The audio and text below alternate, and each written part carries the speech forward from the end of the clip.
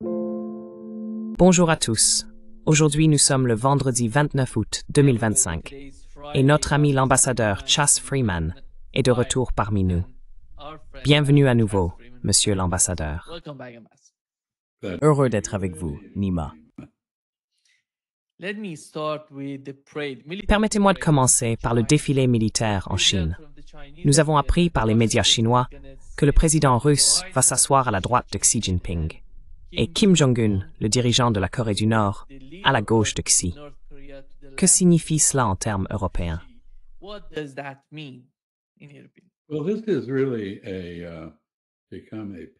Eh bien, cela est vraiment devenu un rassemblement pan-eurasien, c'est-à-dire les grandes puissances et les puissances mineures d'Asie, d'Asie centrale et ainsi de suite.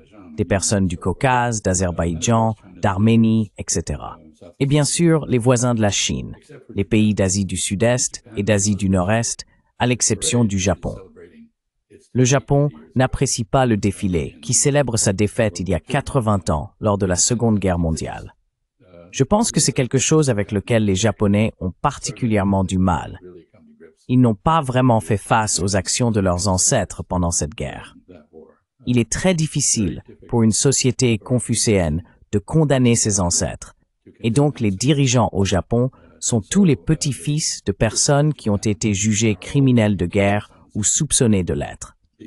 Quoi qu'il en soit, le défilé est un grand événement. Anyway, the parade is a big event. It is celebrating. On célèbre le rôle de la Chine dans la défaite de l'Axe pendant la Seconde Guerre mondiale. Évidemment, les Russes ont tenu le front à l'ouest contre l'Allemagne nazie, et ainsi de suite. La Chine a immobilisé un nombre énorme de soldats japonais, et elle a perdu entre 25 et 35 millions de personnes lors du passage dévastateur des Japonais en Chine de 1931 à 1945. Il subsiste beaucoup de ressentiment envers les Japonais, car presque chaque famille du nord et du centre de la Chine a perdu des proches à cause des Japonais, parfois dans des circonstances particulièrement horribles. Nous avons récemment commémoré l'anniversaire du massacre de Nankin, où 300 000 personnes ont été décapitées, y compris des bébés et des femmes enceintes. Un exemple horrible de sauvagerie, avec lequel, encore une fois, les Japonais ont beaucoup de mal à composer.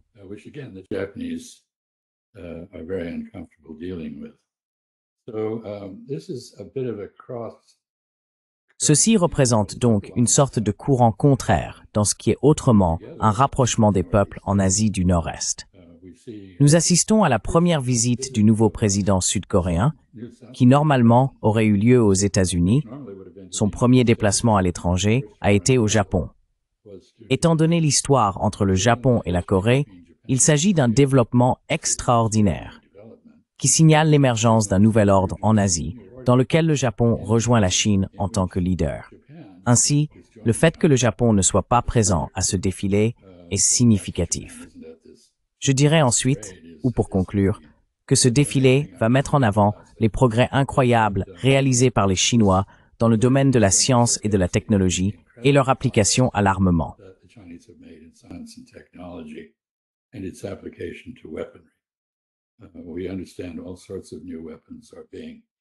Nous comprenons que toutes sortes de nouvelles armes seront présentées, et cela constitue une déclaration selon laquelle la Chine a non seulement atteint la richesse, mais aussi le pouvoir dans sa région. J'ignore si l'ambassadeur américain sera présent dans les tribunes. Il y a eu une initiative des ambassadeurs d'Europe occidentale de ne pas assister à la cérémonie. Je ne sais pas ce qu'il en est advenu. Je pense que c'est une erreur. Mais c'est le genre de geste mesquin auquel nous sommes désormais habitués de la part de personnes qui semblent avoir oublié que l'essence de la diplomatie est de ne pas se laisser troubler et de faire ce qui est juste et poli, quelle que soit l'opinion personnelle que l'on puisse avoir sur la signification de l'événement.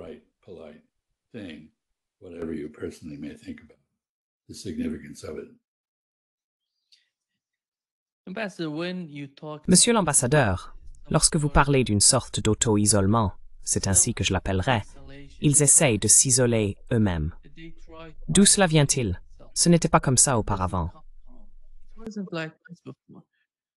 The American self-isolation has many causes. L'auto-isolement américain a de nombreuses causes. En partie, il s'agit de notre tradition d'isolationnisme, qui a atteint son apogée dans les années 1930, lorsque nous sommes restés à l'écart alors que le monde s'embrasait. La Grande-Bretagne a tenu bon pendant 2 ans, avant que les États-Unis ne rejoignent enfin la guerre contre les puissances de l'Axe.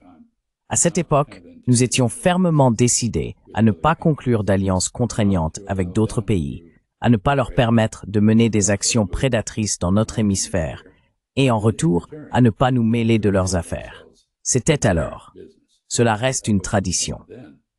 La deuxième raison, bien sûr, c'est que nous avons eu des dirigeants extrêmement mauvais et une stratégie très défaillante dans toute une série de guerres sans fin.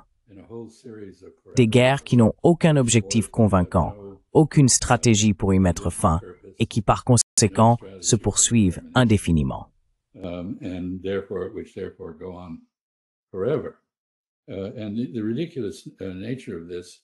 Et le caractère absurde de tout cela est peut-être le mieux illustré par l'Afghanistan, où nous avons mené une guerre pendant 20 ans, 2 décennies, et échoué totalement dans toutes les missions que nous avons entreprises.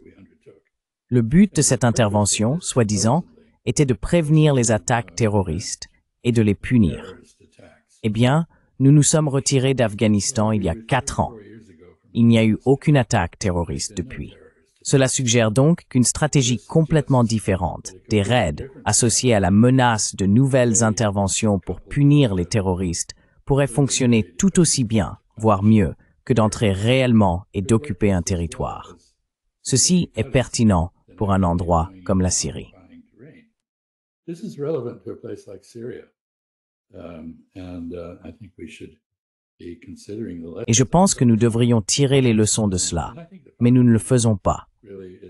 Et je crois que la raison principale tient vraiment à la singularité du président Trump, qui a détruit tout processus politique.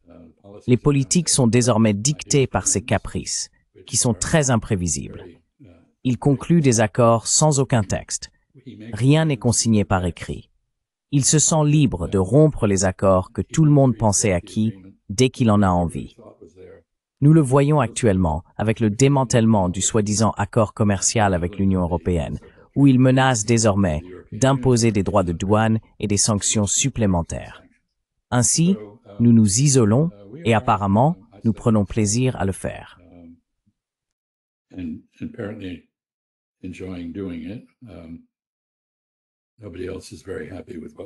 Personne d'autre n'est vraiment satisfait de ce que nous faisons. Ceux qui dépendent de nous essaient de se prémunir contre notre éventuel refus de leur venir en aide. Ceux qui ne dépendaient pas de nous subissent également des menaces. Et au lieu de diplomatie et de gestion des alliances, nous assistons à l'équivalent d'un système de racket. En gros, du chantage sous prétexte de ne pas faire à quelqu'un ce que vous l'avez menacé de faire, ou de l'empêcher de faire quelque chose que vous ne voulez pas qu'il fasse. Nous sommes donc essentiellement devenus un État voyou, de plus en plus isolé sur la scène internationale et apparemment satisfait de cette situation.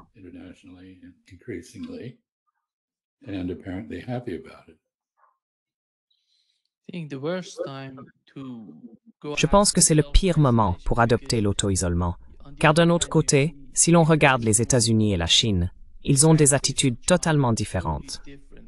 La Chine fait tout pour avoir plus de partenaires et renforcer ses liens avec d'autres pays.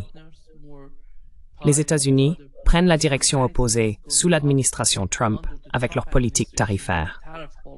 Ils vont même jusqu'à s'opposer à l'Inde avec des droits de douane de 50%, soi-disant à cause de la guerre par procuration en Ukraine. Et le conseiller commercial de la Maison-Blanche, Peter Navarro, a déclaré que c'était la guerre de Modi. C'est incroyable ce qui se passe à Washington.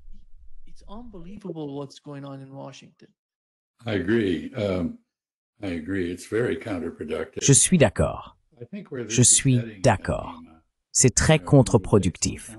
Je pense que là où ça mène, Nima, tu sais, ça prendra du temps. Mais je pense que les États-Unis sont vraiment en train de s'isoler de tous les autres pays du monde, y compris de nos voisins immédiats, le Canada et le Mexique. Et bien sûr, dans les Caraïbes, nous montrons maintenant nos muscles avec des démonstrations au large des côtes du Venezuela. Donc, je pense que cela aboutira à ce que le reste du monde s'unisse contre nous. Et il y aura un rôle majeur pour le leadership chinois dans tout cela. Pourquoi? Non pas parce que la Chine le souhaite, mais parce que tous les autres ont besoin de la Chine comme contrepoids face à nous. Nous créons donc une situation dans laquelle le monde sera divisé entre les États-Unis et tous les autres. Je ne peux pas imaginer une direction stratégique plus insensée que celle-ci. Mais c'est clairement là où nous allons.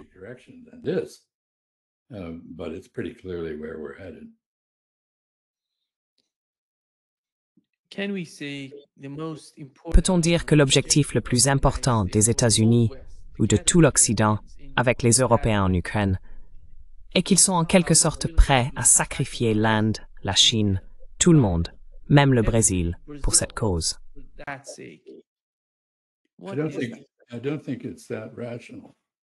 Qu'en pensez-vous? Je ne pense pas que ce soit très rationnel. Je crois franchement qu'il s'agit du caprice du président, qui est, selon tous les critères psychologiques, un mégalomane. Il évalue tout en fonction de l'impact personnel que cela a sur lui. Ainsi, son ami Jair Bolsonaro a des ennuis avec la justice au Brésil, et il punit donc le Brésil pour soutenir son ami. Pourquoi? Parce que ce que son ami a fait ressemble beaucoup à ce qu'il a lui-même fait.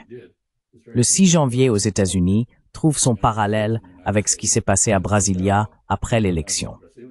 Donc je pense que c'est une affaire personnelle. Je pense que la question avec l'Inde est aussi en partie personnelle.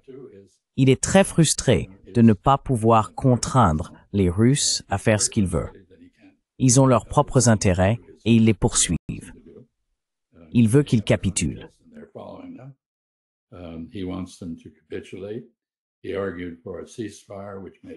Il a plaidé pour un cessez-le-feu, ce qui n'avait aucun sens. Et maintenant, il affirme avoir abandonné cette position, mais il a simplement refilé habilement la question de l'Ukraine aux Européens en disant « Eh bien, vous savez, je ne veux pas d'une guerre en Ukraine. » C'était la guerre de Biden, ou celle de Modi, ou la guerre de quelqu'un d'autre, pas la mienne. Encore une fois, son intérêt personnel passe avant tout le reste. Et il dit aux Européens, « D'accord, vous voulez faire la guerre? Très bien, je vous vendrai les armes. Vous pouvez me payer. Je vous vendrai les armes pour soutenir l'Ukraine, ce qui est bien sûr absurde. » Et je remarque que les Européens eux-mêmes n'ont pas encore pris la mesure de tout cela. Tous les sondages en Europe montrent que 2/3 des Européens ne veulent pas envoyer de forces de maintien de la paix en Ukraine. Les Russes tueront ces casques bleus s'ils arrivent sans paix.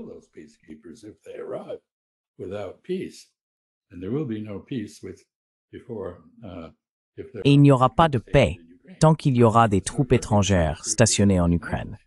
Donc, les Européens ne sont pas aussi stupides que certains pourraient l'imaginer. Ils le comprennent, mais leurs élites, ceux qui les dirigent, ignorent l'opinion populaire, tout comme Trump ignore l'opinion populaire, tout comme Jair Bolsonaro ignorait l'opinion populaire.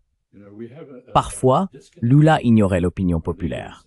Vous savez, il y a un fossé assez large et qui s'élargit entre nos dirigeants et le peuple. Nous essayons donc de trouver une raison stratégique, rationnelle, à l'aliénation du Brésil, de l'Europe, de la Chine, de l'Inde par l'administration Trump, ainsi qu'aux attaques contre l'Iran en collusion avec les Israéliens. Vous ne trouverez pas de raison stratégique ici. Tout cela relève de sentiments personnels et de l'ego de M. Trump.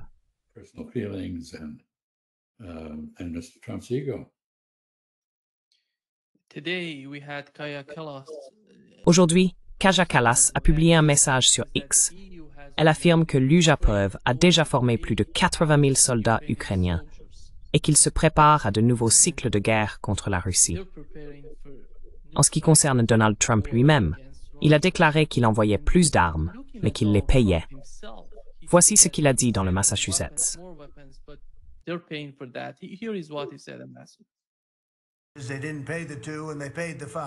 Ils n'ont pas payé les 2 et ils ont payé les 5. Donc comme vous le savez, nous vendons une quantité énorme d'équipements à l'OTAN. Nous ne dépensons pas d'argent, nous en gagnons. Mais je ne veux pas parler de gains. Je veux parler du fait que nous ne sommes plus impliqués dans le financement de l'Ukraine, mais que nous essayons d'arrêter la guerre ou les tueries en Ukraine. Donc nous vendons des missiles et du matériel militaire, des millions et finalement des milliards de dollars aux membres de l'OTAN, avec qui j'entretiens d'excellentes relations. Mais c'était un voyage incroyable. Donc ce sont eux qui financent toute la guerre. Nous ne finançons rien. Je pense que c'est un point important à souligner, car beaucoup de gens ne le comprennent pas.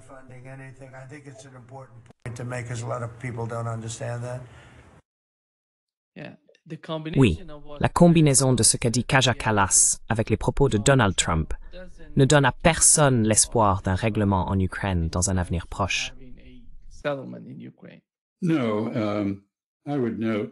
Non, je voudrais souligner en ce qui concerne la formation des Ukrainiens, que l'OTAN a formé 780 000 Ukrainiens entre 2014 et 2022. Lorsque les Russes ont envahi, 780 000. C'était la taille de l'armée ukrainienne qui était prête à entrer dans le Donbass et à reconquérir cette partie de l'Ukraine qui s'était rebellée en raison de la politique linguistique et culturelle après le coup d'État de 2014.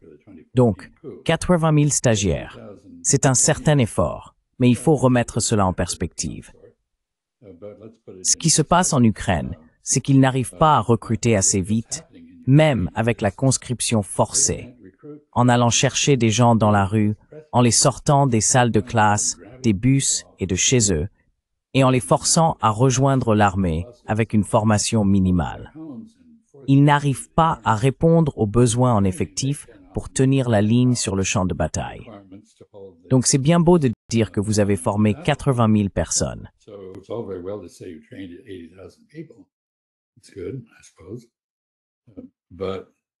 C'est bien, je suppose. Mais cela ne va pas inverser la tendance en Ukraine.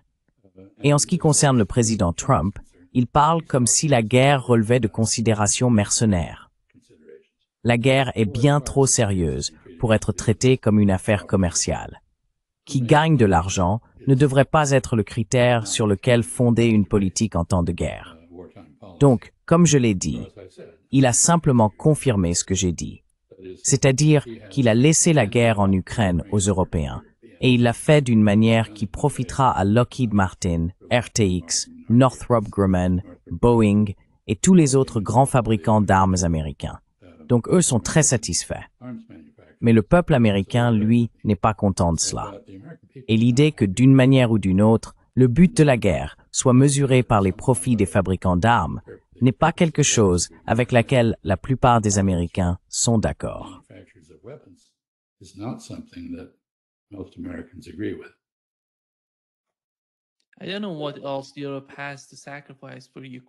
Je ne sais pas ce que l'Europe peut encore sacrifier pour l'Ukraine.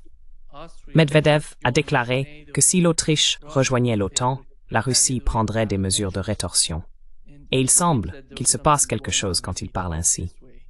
Pensez-vous que l'Autriche, après toutes ces années et le leadership remarquable dont elle a fait preuve en restant neutre, va maintenant prendre parti?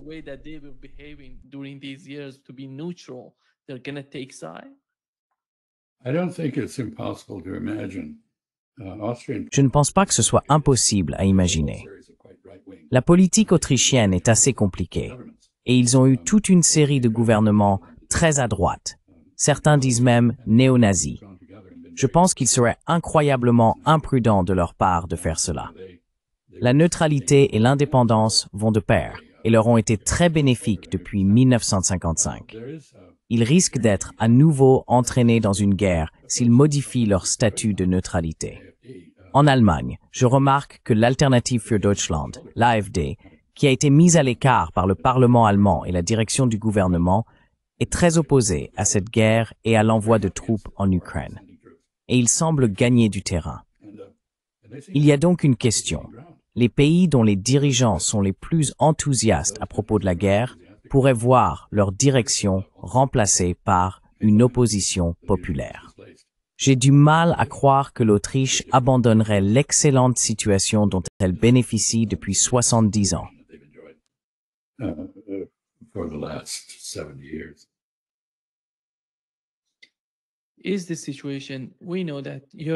Est-ce que la situation, nous savons qu'en Europe, il ne s'agit pas seulement de l'Autriche. Regardez ce qui s'est passé en Suisse, en Suède, en Finlande. Ce sont des États importants. Qui décide de ces choses-là? Qui tient les rênes, monsieur l'ambassadeur, en Europe? Qui a le dessus, dirais-je, si l'on met les États-Unis hors jeu en Europe? Well, that's a very good question. I mean, I don't think anyone is. Eh bien, c'est une très bonne question. Je veux dire, je ne pense pas que quiconque ait trouvé une réponse à la fameuse question de Kissinger. Si je dois appeler l'Europe, à qui dois-je parler? Quel est le numéro de téléphone? L'Europe reste désunie. Les Finlandais, enfin les Suédois, de manière très significative, ont rompu avec des siècles de neutralité lorsqu'ils ont rejoint la guerre du Golfe en 1990 et 1991 pour libérer le Koweït. Il s'agissait du premier déploiement à l'étranger qu'ils effectuaient depuis 2 siècles. Et ils ont entamé un lent processus d'adaptation et d'intégration à l'OTAN. Leur décision de rejoindre l'OTAN n'a donc pas vraiment été une surprise. C'était quelque chose qui se préparait depuis un certain temps. La décision des Finlandais d'en faire autant reflétait, je pense, plusieurs facteurs. Bien sûr, il y a eu plusieurs guerres finlandaises contre la Russie qui ont coûté à la Finlande la Carélie, aujourd'hui partie intégrante de la Russie, et les affinités avec les Estoniens, qui sont apparentés aux Finlandais et qui nous sont très utiles, constituent un bon exemple de la passion balte contre la Russie.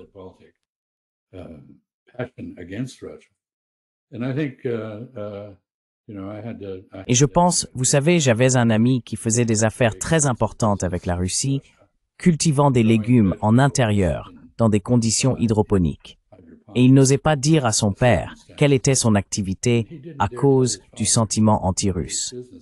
Donc certaines de ces choses sont profondément ancrées. On peut voir cela en Pologne, avec l'antipathie traditionnelle des Polonais envers les Russes.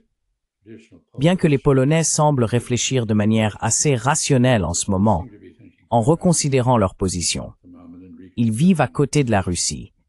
Ils comprennent qu'ils vont devoir entretenir une relation décente avec la Russie dans leur propre intérêt. Donc je pense que l'Europe est encore en pleine tourmente. Elle ne s'est pas stabilisée. Elle n'a pas développé les institutions ni les personnalités pour répondre à votre question de savoir qui est aux commandes.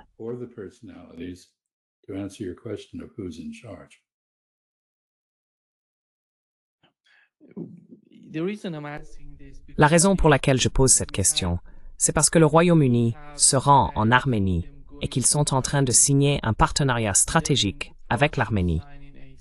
Pourquoi ont-ils besoin d'être là-bas?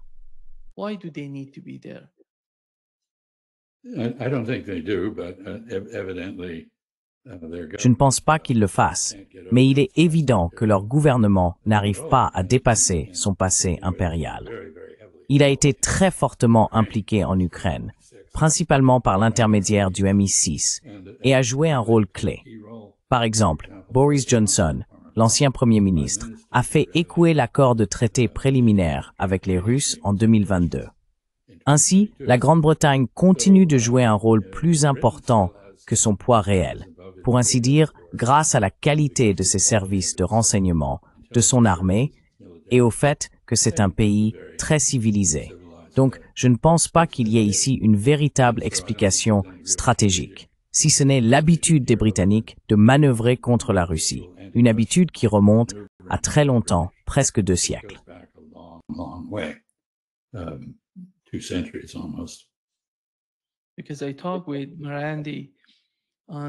Parce que j'ai parlé avec Miranda mardi.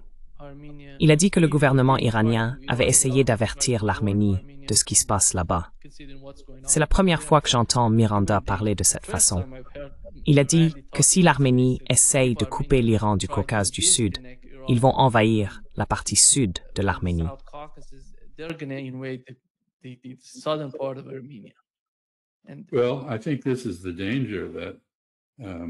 Eh bien, je pense que c'est là le danger. L'intervention d'une grande puissance ou d'une puissance moyenne dans des équilibres régionaux complexes peut les déstabiliser.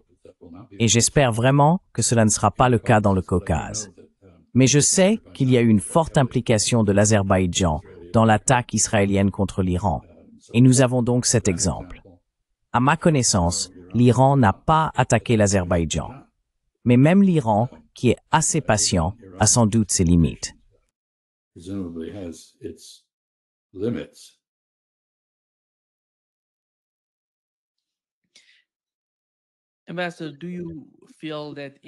Monsieur l'ambassadeur, pensez-vous que l'Inde, à cause de ce que fait Donald Trump contre elle, soit d'une certaine manière contrainte de décider de son avenir?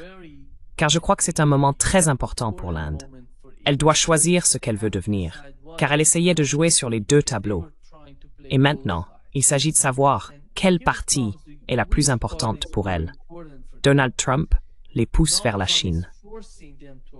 Ils essayaient de se positionner au centre, mais il semble qu'avec la pression exercée par Donald Trump, leur avenir sera principalement tourné vers l'Est. Well, they are making a pivot toward Pacific Asia. Eh bien, ils opèrent un pivot vers l'Asie-Pacifique. Je dirais que le geste le plus significatif de leur part est probablement le voyage de Narendra Modi au Japon. Car, comme je l'ai indiqué, le schéma qui se dessine est celui d'un Japon qui émerge comme leader en Asie-Pacifique au large de la Chine. Et la possibilité d'un partenariat nippo-indien a toujours existé. Elle a surtout été bloquée par la bureaucratie indienne, le protectionnisme indien et d'autres facteurs similaires. Mais si l'on y réfléchit un instant, le Japon est expert dans la fabrication de pointe, très précise et à forte intensité de capital. Par exemple, les armes, des armes très sophistiquées. Ce n'est pas un hasard si les Australiens se sont tournés vers le Japon pour acquérir de nouveaux navires de guerre. C'est un autre signe du rôle de leadership émergent du Japon dans la région. This is another indication of Japan's emerging leadership role in the region. It would be very natural for the Indians who have defense requirements. Il serait tout à fait naturel que les Indiens, qui ont des besoins en matière de défense et une industrie de défense nationale très en retard et insuffisante, mais une main-d'œuvre immense, d'énormes réserves de main-d'œuvre, et des personnes très intelligentes au sommet de la société, bien éduquées, établissent un partenariat avec le Japon dans le domaine de la défense. Ce qui a empêché ce genre de coopération jusqu'à présent, c'est que les États-Unis avaient mis en place un système de hub and spoke, où le Japon était essentiellement le centre de l'activité américaine en Asie. Les pays asiatiques, ou les pays océaniens, comme l'Australie et la Nouvelle-Zélande, ou les pays d'Asie du Sud-Est, comme le Vietnam, la Thaïlande ou l'Indonésie, n'avaient pas de relation directe entre eux ou avec le Japon dans le domaine de la défense et de la sécurité. Tout cela est en train de changer.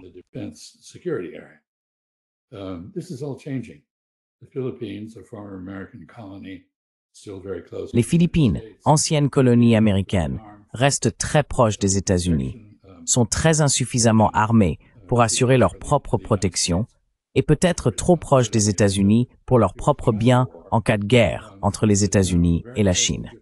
Elles sont désormais très proches du Japon. Les Japonais exportent du matériel militaire au Vietnam ainsi qu'aux Philippines. Une coopération avec l'Inde aurait beaucoup de sens dans ce contexte. J'ai mentionné plus tôt que les Coréens semblent faire la paix avec le Japon. Les Australiens semblent considérer le Japon comme un partenaire plutôt que comme un ancien ennemi, en quelque sorte comme une alternative aux États-Unis, bien que seulement dans une certaine mesure. L'Indonésie est dans une situation similaire. L'Indonésie est, bien sûr, proche de la Chine, mais elle est aussi proche du Japon. Les Japonais sont fortement impliqués en Asie du Sud-Est, au-delà de Pirmam, Romanas, et Thaïswitha. In Thailand, and so forth. So, I think we're seeing new patterns emerge. Je pense donc que nous voyons émerger de nouveaux schémas, ou peut-être ne sont-ils pas si nouveaux. Si l'on regarde l'histoire de l'Asie avant l'arrivée de l'impérialisme et du colonialisme européen, il y a 500 ans, juste après, au tournant des 15e et des 16e siècles, le Portugal, je crois en 1519, a pris le contrôle de Macao en Chine. Les Espagnols sont arrivés aux Philippines peu de temps après, et les Philippines étaient en fait liées au Mexique et au Pérou à l'Empire espagnol dans l'hémisphère occidental. Mais avant cela, il y avait vraiment trois forces d'équilibre en Asie. En Asie du Nord-Est, il y avait le Japon et la Corée, qui étaient très indépendants. Bien qu'ils aient eu une déférence culturelle envers la Chine, ils étaient très indépendants politiquement.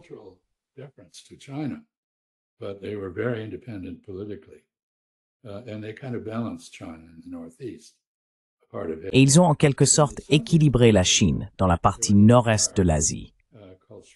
Dans la partie sud-est de l'Asie, il y avait un empire appelé Srivijaya. Avant cela, l'empire Chola. Ce sont des empires maritimes qui ont uni le sud de l'Inde, la Malaisie, l'Indonésie, etc. Là aussi, ils étaient très indépendants et entretenaient de bonnes relations avec la Chine. Bien sûr, la Chine était la puissance dominante dans la région. Mais je me demande si ce schéma n'est pas en train de se réaffirmer. C'est-à-dire que nous allons probablement voir un groupe d'Asie du Nord-Est beaucoup plus indépendant des États-Unis et bien plus connecté aux autres parties de l'Asie.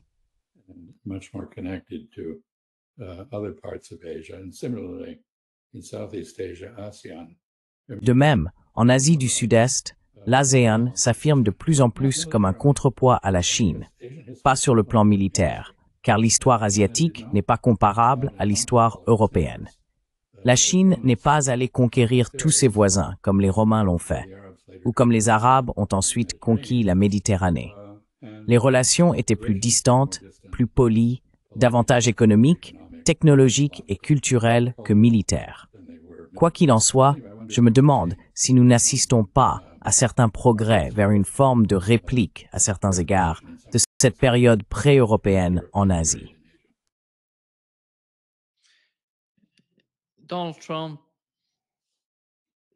Donald Trump a été élu en partie en promettant qu'il mettrait fin au conflit aussi bien au Moyen-Orient qu'en Ukraine, ce qui n'est pas encore arrivé. Maintenant, il parle d'un nouveau conflit en Amérique du Sud, en particulier concernant le Venezuela. Voici ce que la Maison-Blanche dit à propos de la situation là-bas.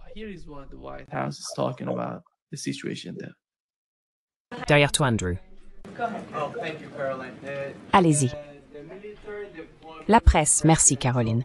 Le déploiement militaire que le président Trump a envoyé en mer des Caraïbes, près des côtes du Venezuela, est massif. C'est bien plus que ce qui est nécessaire pour de simples opérations de lutte contre les stupéfiants. Le président Trump envisage-t-il de lancer des frappes militaires contre des installations ou des infrastructures militaires sur le sol vénézuélien?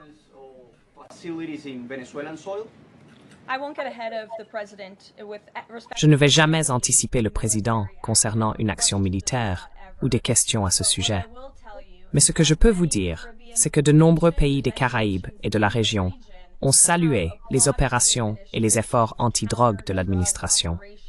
Et le président est prêt à utiliser tous les moyens du pouvoir américain pour empêcher l'inondation de drogue dans notre pays et traduire les responsables en justice.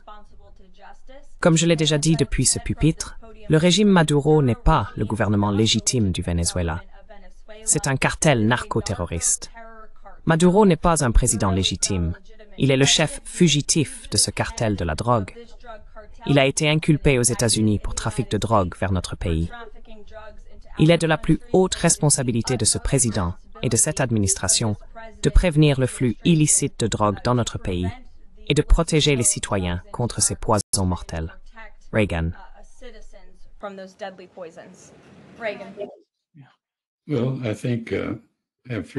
Eh bien, je pense que j'ai 3 remarques. Premièrement, j'aimerais voir la liste des pays qui ont applaudi ce déploiement de force au large du Venezuela. Je ne connais aucun groupe de pays de ce type. Deuxièmement, en ce qui concerne la question des stupéfiants, il s'agit d'un problème lié à la demande et non à l'offre. Vous savez, il y a eu 2 cas dans l'histoire où un problème de stupéfiants, un grave problème de dépendance à la drogue, a été résolu. L'un d'eux s'est produit après la guerre de sécession, lorsque de nombreux soldats américains étaient dépendants à la morphine, le précurseur de l'héroïne, utilisé comme antidouleur, et se sentaient donc obligés de voler, cambrioler et faire d'autres choses pour obtenir de l'argent afin de financer leur dépendance.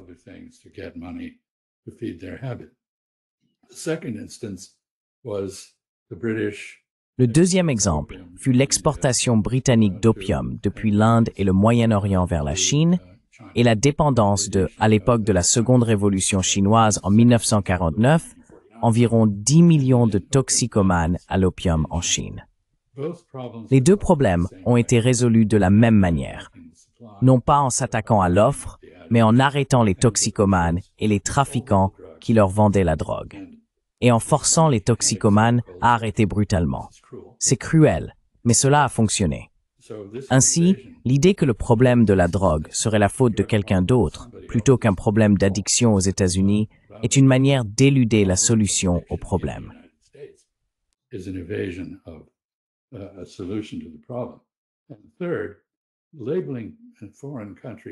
Et troisièmement, qualifier des pays étrangers de dirigeants illégitimes, les inculper pour divers crimes présumés, et ainsi de suite, ne convainc pas la communauté internationale de la validité de ces accusations.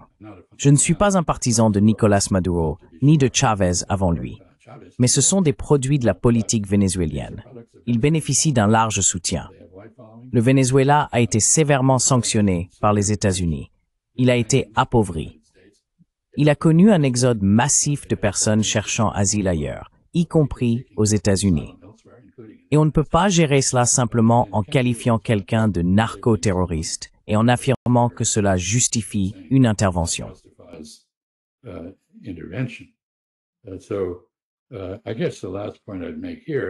Je dirais que le dernier point que je voudrais soulever ici, c'est que toute cette opération contre le Venezuela inquiète tout le monde en Amérique latine à cause de la tradition d'intervention américaine et des nombreuses guerres que les États-Unis ont déclenchées dans l'hémisphère occidental. L'occupation de nombreux pays n'est pas un souvenir agréable, sauf peut-être en Haïti, où les choses étaient plus ordonnées lorsque les marines américains dirigeaient le pays. Mais les États-Unis ont une longue habitude, un long historique d'opérations de changement de régime, d'occupation et d'invasion, avec une liste assez fournie de pays concernés. Nous avons même créé un pays pour notre propre commodité, appelé Panama. Cette faisait partie de la Colombie jusqu'à ce que nous décidions qu'il devait être séparé, que nous puissions construire un canal.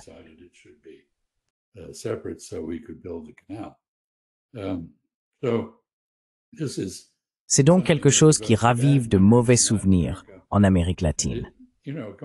Et vous savez, pour revenir à la situation mondiale, les États-Unis ne bénéficient plus du bénéfice du doute de la part de la plupart des pays du monde, ni de grand monde d'ailleurs.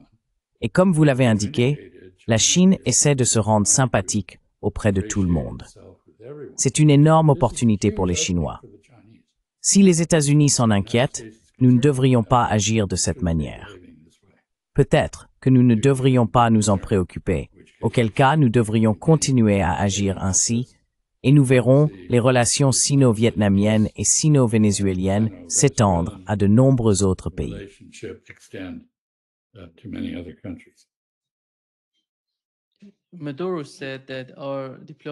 Maduro a déclaré que notre diplomatie est une diplomatie de dignité.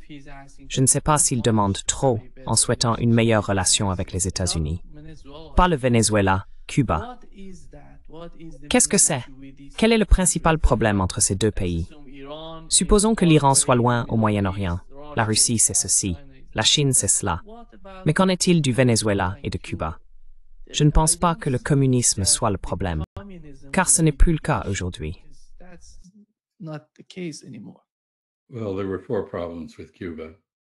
Eh bien, il y avait 4 problèmes avec Cuba, dont 2 ont été essentiellement résolus, mais nous ne voulons pas le reconnaître. Le premier était que les Cubains avaient une présence soviétique sur leur territoire, et nous nous y sommes opposés pour les mêmes raisons que les Russes s'opposent à une présence de l'OTAN en Ukraine. Autrement dit, il s'agissait d'une menace pour les États-Unis de la part de notre principal ennemi, et c'est pourquoi nous avons affronté Cuba. Le deuxième problème avec Cuba était que Cuba exportait sa révolution. C'était un centre d'agitation internationale, avec des figures comme Che Guevara, qui est argentin, pas cubain, inspirant des personnes en Amérique latine à mener des révolutions de gauche d'une forme ou d'une autre.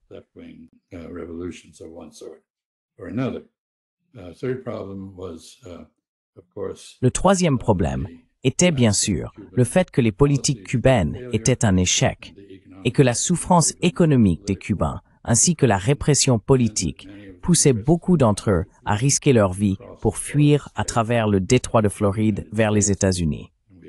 En conséquence, nous avons acquis une importante population cubano-américaine qui reste obsédée par le renversement des autorités à La Havane. Le dernier problème était que certains des riches propriétaires à Cuba se sont fait confisquer leurs biens par le nouveau gouvernement, villas, fermes, etc., ce qui a engendré des litiges sur la propriété. Les deux premiers problèmes ont été résolus. Cuba n'est plus une garnison de l'Union soviétique et Cuba n'exporte plus la révolution. Cuba exporte désormais des médecins, ce qui est bien plus bénin. Mais nous n'avons pas résolu les deux autres problèmes, en grande partie parce que nous continuons de refuser d'engager un dialogue avec les Cubains ou d'entretenir une relation normale avec eux. or to have a normal relationship with them.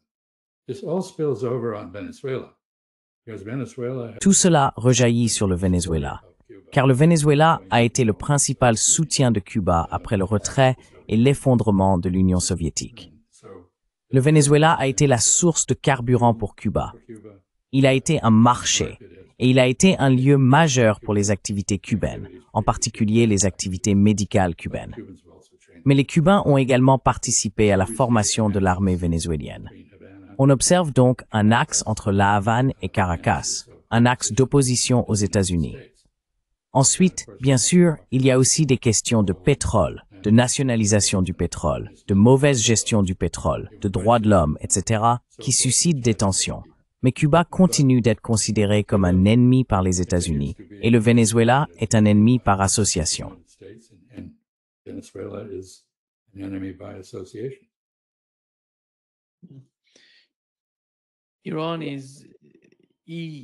L'Iran, c'est le 3. Vous parlez du Royaume-Uni, de la France et de l'Allemagne. Ils évoquent le rétablissement immédiat des sanctions. Ils veulent réimposer des sanctions à l'Iran. Comment cela va-t-il influencer la situation des négociations? Il n'y a pas de négociations en cours entre l'Iran et les États-Unis, mais comment cela va-t-il influencer l'atmosphère?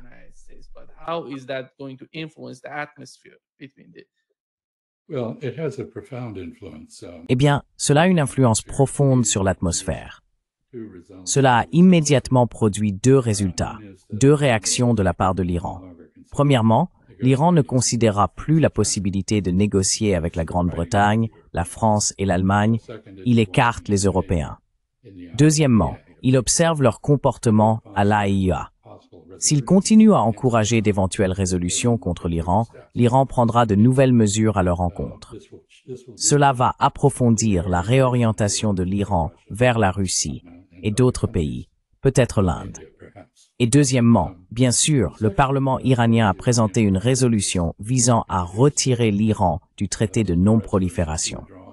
L'adhésion au traité de non-prolifération est la seule raison pour laquelle l'Iran a permis la présence d'inspecteurs de l'Agence internationale de l'énergie atomique, qui sont maintenant de retour en Iran, mais uniquement à Bushehr, l'inspecteur civil de Bushehr. The civilian power reactor at Bushehr. Talks are ongoing, but it's pretty clear that what the Europeans Les discussions sont en cours, mais il est assez clair que ce que les Européens viennent de faire pousse l'Iran exactement dans la mauvaise direction, vers la construction d'une bombe. Et cela aide et encourage les voix en Iran qui soutiennent, surtout après les attaques surprises israéliennes contre l'Iran et l'intervention des Américains à leur côté, que l'Iran n'a d'autre choix que de fabriquer une bombe pour se défendre. Donc, je pense que ce que les Européens viennent de faire, ce qu'ils ont sans doute fait pour se donner bonne conscience auprès des États-Unis et d'Israël, est totalement contre-productif. Et quelles en seront les conséquences finales? Nous le verrons. what its final consequences will be, we will see. Ambassador, the situation in Gaza. Monsieur l'ambassadeur, concernant la situation à Gaza, nous avons eu une attaque israélienne contre un hôpital, puis ils ont attaqué de nouveau, tuant des journalistes. Ensuite, le porte-parole de l'armée israélienne a déclaré « Nous ne savons pas ce qui se passe. Nous ne tuons pas ces personnes intentionnellement. » Mais le porte-parole du gouvernement israélien a tenu un discours différent. Voici ce qu'il a dit.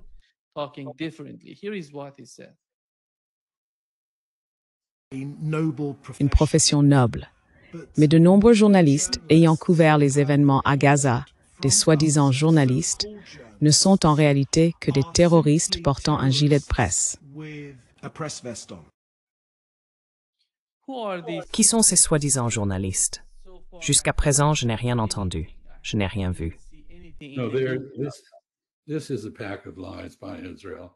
Let's review. C'est un tissu de mensonges de la part d'Israël. Voyons ce qui s'est passé. Il s'agissait d'une cage d'escalier au sommet de l'hôpital où les journalistes allaient régulièrement parce qu'ils pouvaient y capter un signal Wi-Fi. Ils tenaient donc tout leur téléphone en l'air pour faire leur reportage. Il y avait une caméra là-bas, appartenant à Reuters, qui diffusait en direct. Les Israéliens ont prétendu qu'il s'agissait d'une caméra du Hamas. C'est totalement faux. Ils s'en sont servis comme justification pour leur attaque. Ils surveillaient cet endroit avec des drones, ils savaient exactement qui était là, que c'était des journalistes, ils savaient ce qu'ils faisaient. Ils les ont attaqués et tués. Et puis, 10 minutes plus tard, 2 attaques, des attaques coordonnées, pas une seule, ont visé les premiers secours et d'autres journalistes venus couvrir l'événement. Donc, les mensonges ignobles qui sortent d'Israël sur ce genre de sujet ont totalement décrédibilisé les porte-paroles comme celui que vous venez d'entendre. Personne au monde ne croira ce que quelqu'un comme lui dit.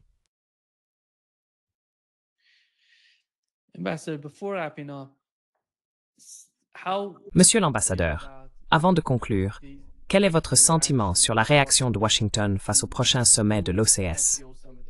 Je pense que ce nouveau sommet de l'OCS, celui qui arrive, est très important. Nous avons l'Iran, la Russie, l'Inde et la Chine réunis. Selon vous, quelle sera la nature des discussions qui s'y tiendront?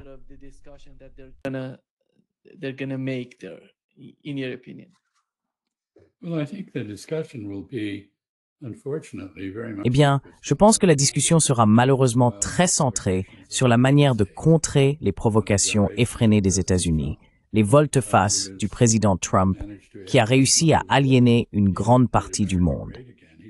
Il n'a pas rendu sa grandeur à l'Amérique. Il a de nouveau fait de l'Amérique un pays méprisé, d'une manière qu'il avait déjà amorcée lors de son premier mandat. Mais les dégâts qu'il cause, tant sur le plan intérieur qu'à l'étranger, s'accumulent. Il s'agit donc d'un rassemblement de puissances eurasiennes, des pays majeurs très importants, des pays en pleine ascension ou en résurgence, si l'on veut, comme la Chine, l'Inde ou la Russie, ainsi que d'autres pays qui leur sont associés.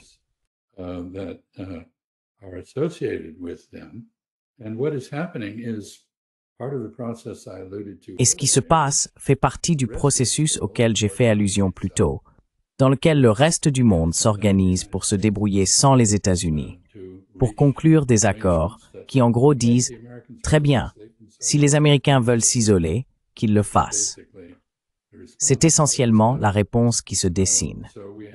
Nous avons donc les BRICS, qui constituent un regroupement de pays qui, je dois le dire, n'a pas encore tenu toutes ses promesses en matière d'élaboration de règles, de réduction des obstacles à la coopération entre ses membres, et ainsi de suite, mais qui a le potentiel de le faire.